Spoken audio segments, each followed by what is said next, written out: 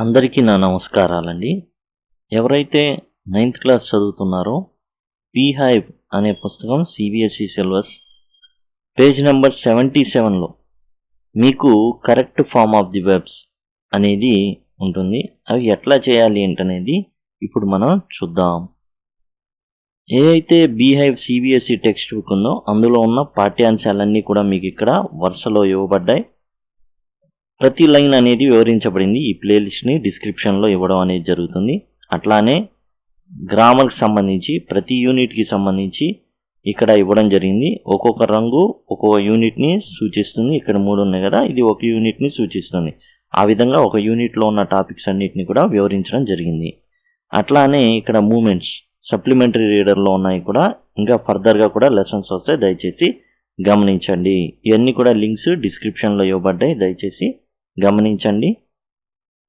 ఇప్పుడు మనం correct form of the verb చూడబోతున్నాం. మొట్టమొదటిది how helmets came to be used in cricket. క్రికెట్లో అసలు హెల్మెట్స్ అనే ప్రస్తావన ఎలా వచ్చింది, హెల్మెట్స్ని వాడడం ఎందుకు జరుగుతుంది అనేది చూద్దాం. నారీ కాంట్రాక్టర్. నారీ కాంట్రాక్టర్ అంటే ఈయన కెప్టెను, ఓపెనింగ్ బ్యాట్స్మెన్ ఇండియాకి ఎప్పుడు 1960లో.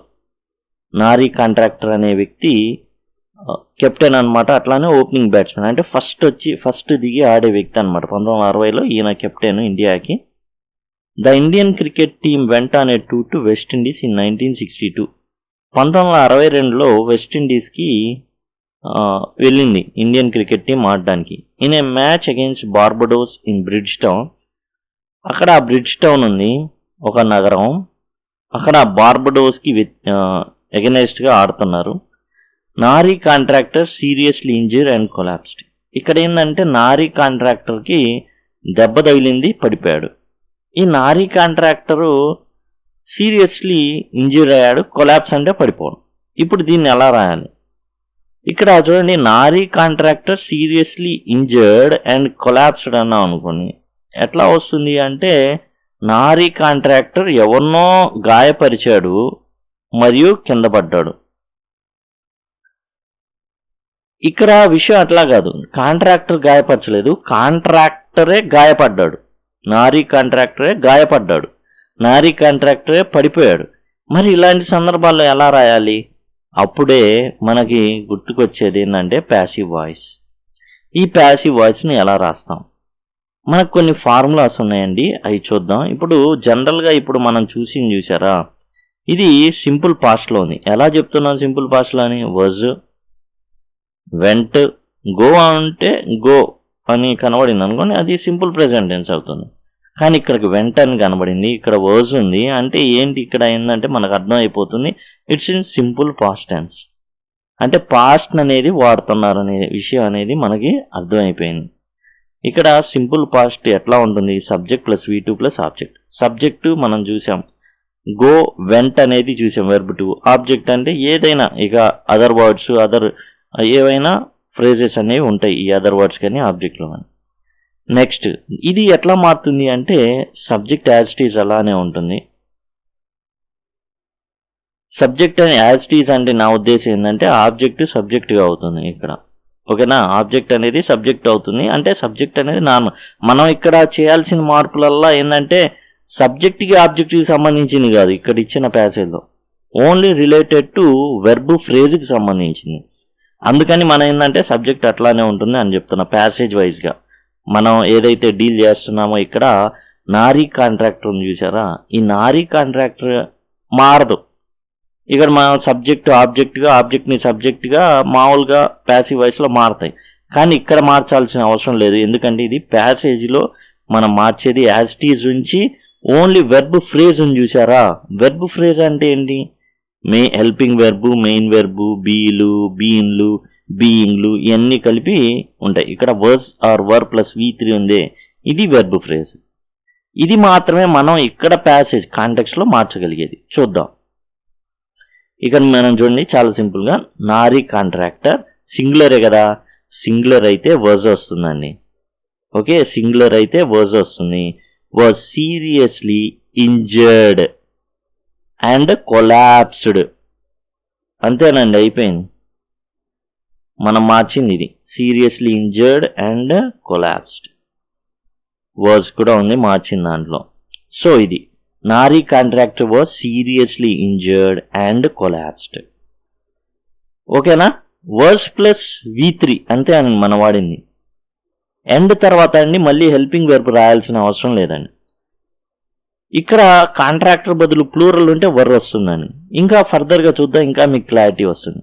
In those days helmets not wear. ఇక్కడ హెల్మెట్స్ అని ఉందండి, కాబట్టి మనం ముందే చెప్పుకున్నాం, మీకు చూపించాను, ఈ ఫార్మాట్లో ఉంది. ఎందుకని అంటే సింపుల్ పాస్ట్ టెన్స్లో ఉందని తెలిసేసాం. వజ్ ఉంది, V2 కనబడింది and it's in past tense. కానీ ఇక్కడ మనం రాసేటప్పుడు ప్యాసివ్ వాయిస్ ఫార్ములా ఏంటి? సింపుల్ పాస్ట్ అంటే సబ్జెక్టు ఆబ్జెక్టు పక్కన పెట్టేయండి. మనం రాసే ప్యాసేజ్ అంతా కూడా వెర్బ్ ఫ్రేజ్కి సంబంధించింది. ఓకేనా?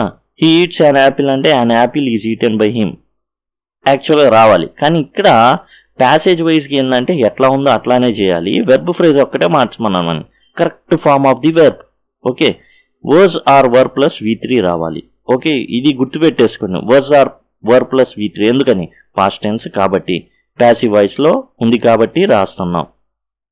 ఇప్పుడు ఇన్ దోస్ డేస్ హెల్మెట్స్ ఏం రావాలి? హెల్మెట్స్ అంటే వర్ రావాలి. ఎందుకు రావాలి? ప్లూరల్లో ఉంది కాబట్టి. Not, wear, wore, warn, V3 రావాలి కదా. వర్ తర్వాత ఏముండాలండి? V3 అనేది ఉండాలి. Was or were plus V3. అవునా? మళ్ళీ ఒకసారి చూస్తాను. Was or were plus V3. Singular అయితే వజ్ వస్తుంది, సింగులర్ వజ్.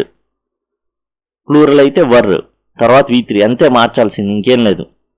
కాబట్టి మనం మార్చింది వర్ నాట్ వార్న్. అప్పట్లో ఈ హెల్మెట్లు ఏం లేవు, మార్చాలి. హెల్మెట్ ఈ వీళ్ళు ధరించే వాళ్లే కాదు. కాంట్రాక్టర్ ప్లూరలా సింగులరా? సింగులర్. వర్స్ హిట్టే 3 వర్స్ ప్లస్ V3 హిట్టే కాబట్టి అది అంతే ఉంచేస్తాం. Contractor was hit on the head by a bouncer from Charlie Griffith వేసిన బాల్ అతని నెత్తి మీద తగిలింది. Contractor skull. ఇప్పుడు స్కల్ అనేది సింగులరా ప్లూరలా? స్కల్ అనేది సింగులరే. వాజ్ ఫ్రాక్చర్డ్, డీ పెట్టేస్తాం. ఏం సార్ డీ పెడితే సరిపోతుందా అంటే, వెర్బ్లో 2 రకాలు ఉంటాయండి. రెగ్యులర్ వెబ్స్, ఇర్రెగ్యులర్ వెబ్స్ అని 2 రకాలు ఉంటాయి. రెగ్యులర్ వెబ్స్కి డీ పెట్టేస్తే చాలు V2 V3 అయిపోతాయి.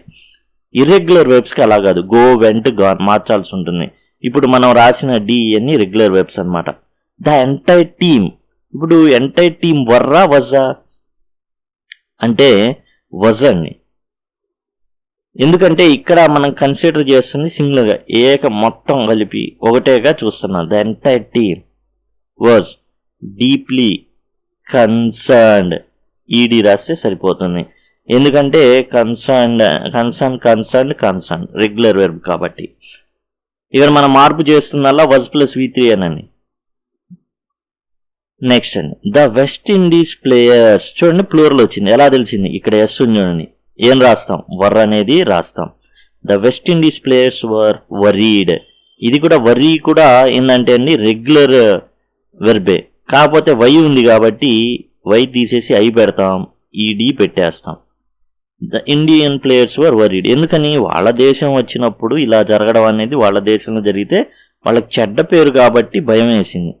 కాంట్రాక్టర్ ఇప్పుడు సింగులరా ప్లూరలా? సింగులరే కాబట్టి వజ్ రాశాం. రష్డ్ అవుతుంది. ఓకే, ఇది రెగ్యులర్ వెర్బ్ అనమాట. అందుకని contractor was rush to hospital. వెంటనే కాంట్రాక్టర్ని ఏం చేశారు? హాస్పిటల్ తీసుకెళ్ళిపోయారు. He dash. ఇప్పుడు హీ అనేది సింగులర్ కాబట్టి వజ్ అనేది రాస్తాం. అకంపెనీ ఇది కూడా రెగ్యులర్ వెర్బే. ఎలా తెలుస్తుంది అంటే కొంచెం మనం చదువుతా ఉంటే పుస్తకాలు తెలుస్తుంది. వై తీసేస్తాం, ఈడీ పెడతాం. చూసాం కదండి, వై కనుకుంటే ఇప్పుడు వరీలో వై ఉంది, అకంపెనీలో వై ఉంది. వై తీసేసాం, ఐఈడి అనేది పెట్టుకున్నాం. By Frank Worrell, the captain of West Indies team.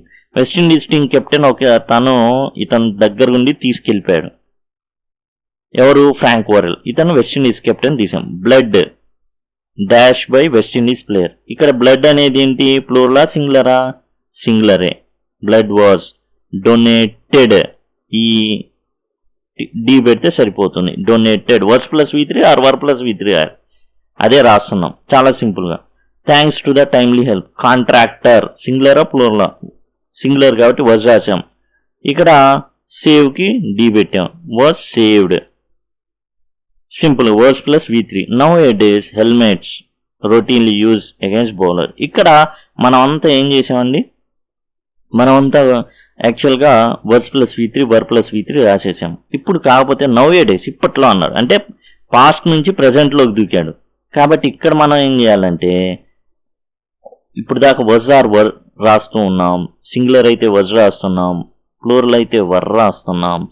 ఇప్పుడు ఇక్కడ ప్లూరల్ ఉంది, ప్రజెంట్లో వర్ ప్లేస్లో ఆర్ వాడతారు. ఆర్ రొటీన్లీ యూజ్కి డీ చేస్తే సరిపోతుంది. Helmets are routinely used against bowlers. ఆ నారిమన్ కాంట్రాక్టర్కి తగిలిన దెబ్బ తర్వాత ఏం చేస్తున్నారంటే ఇప్పుడు హెల్మెట్స్ అనేవి వాడుతున్నారనమాట. ఇదండి టోటల్గా వచ్చేసి how helmets came to be used in cricket. ఇది correct form of the verb. Page number 77లో ఇచ్చినటువంటి ఎక్సర్సైజ్ అనమాట. యాక్చువల్గా ఇది కరెక్ట్ ఫామ్ ఆఫ్ ది వెర్బ్లో. ఇక్కడే ఇంకో ఎక్సర్సైజ్ ఉందండి, దాన్ని ఫర్దర్గా ఇంకో వీడియోలో చూద్దాం. అట్లానే మీకు ఒపీనియన్ కానీ ఇవన్నీ ఉన్నాయండి దీనిలో నెక్స్ట్ మనం చర్చించబోయేది. మీకు గనక టోటల్ ప్లేలిస్ట్ అందుబాటులో ఉంటుంది, వరుసగా వీడియోలు ఉంటాయండి, వరుసగా ఉంటాయి. కాబట్టి దయచేసి మీరు ఈ ప్లేలిస్ట్ని త్రూ లింక్స్ డిస్క్రిప్షన్లో ఉన్నాయి కాబట్టి అక్కడ నుంచి చూడండి. అండ్ సింపుల్గా మీకు ఏంటంటే ఈజీగా అర్థమైపోతుంది ఇవన్నీ కూడా. కాబట్టి ఆర్డర్లో ఉంటాయి, మీరు వెతుక్కోనక్కర్లేదు, ప్లేలిస్ట్ ఓపెన్ చేసే చాలు, ఆర్డర్లో ఉంటాయి కాబట్టి చాలా ఈజీగా ఉంటుంది నేర్చుకోవడానికి. Thanks a lot.